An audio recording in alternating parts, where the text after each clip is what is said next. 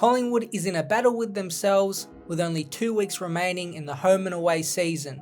Cruising was the best way to describe the Pies up until round 18, but since then, a spat of problems have landed on Craig McRae and his coach's desk.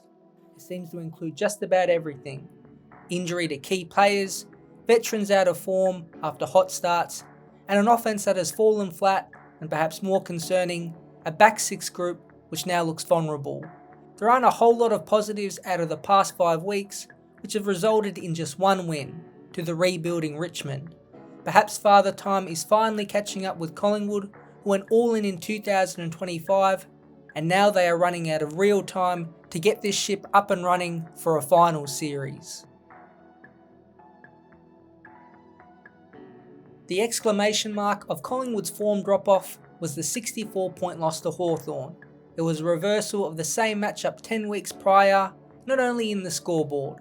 Collingwood were the ones who looked out on their feet and slow, lacked cohesion, and defensively were out of sorts. It even made the optimistic Craig McRae apologise to the Magpie Army for a lack of fight and declare that 350-game club legend Steele Sidebottom deserved better than that on his milestone night. We'll touch on McRae a bit later on, who has behaved interestingly in this down period of team form, but Collingwood has been on the slide for a while.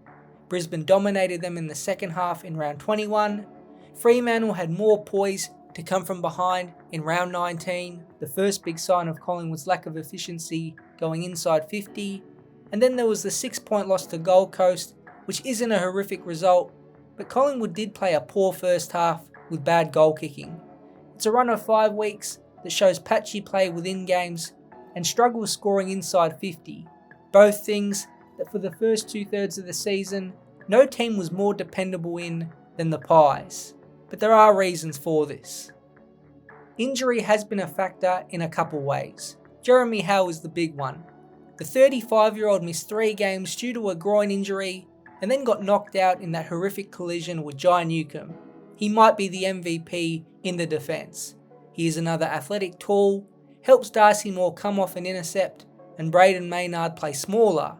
He's a glue guy who covers for everyone. Then there is Billy Frampton. It was hard to watch him against the Hawks. He was having a career best season up until round 15 where he hurt his calf, and it did leave the team with a lockdown key back role vacant.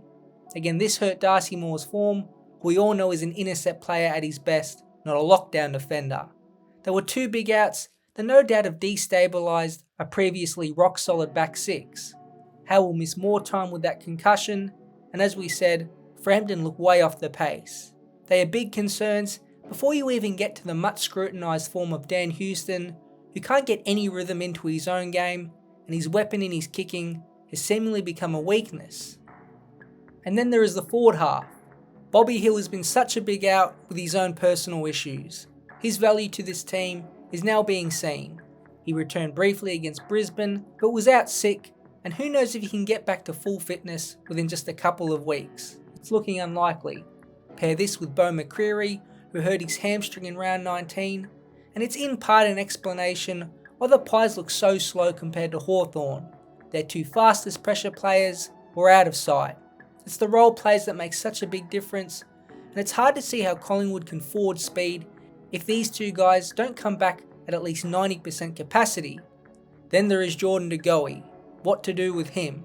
At his best he wins finals, but when he is unfit, it's like being an extra player down on the field. He has shown burst the past 2 weeks, but still looks heavy, and with runners out, it means his work rate has to be high when he's on the field. McRae would say he had to bring his X-Factor player back, even more so with the current injuries, but he can be a liability on field and on the bench with his low time on ground.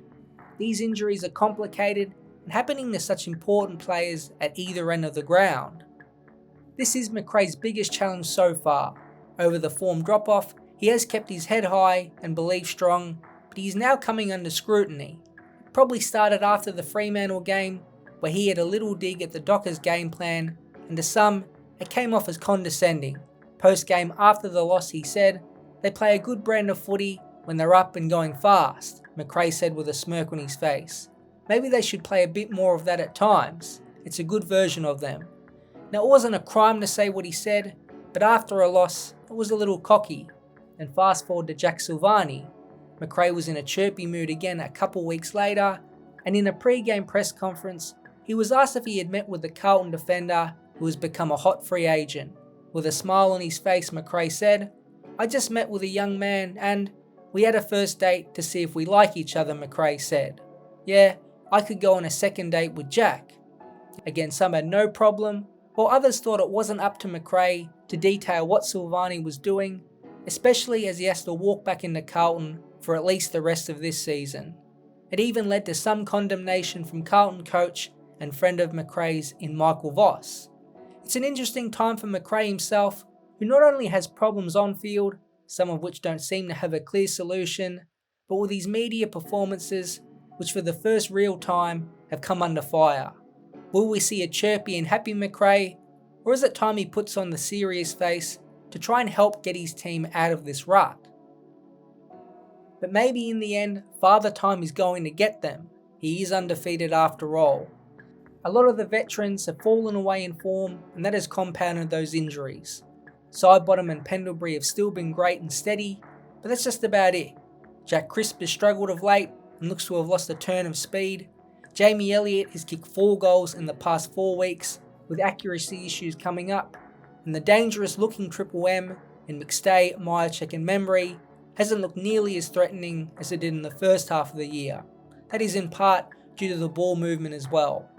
Will Hoskin-Elliott and Tom Mitchell are another couple veterans that when selected haven't been all that influential. It was the risk Collingwood took with this all-in strategy. They actually have managed their players relatively well. We can see that with Sidebottom and Pendlebury's individual form, but clearly the rest of the team has come down a notch or two. The solutions aren't in front of Macrae.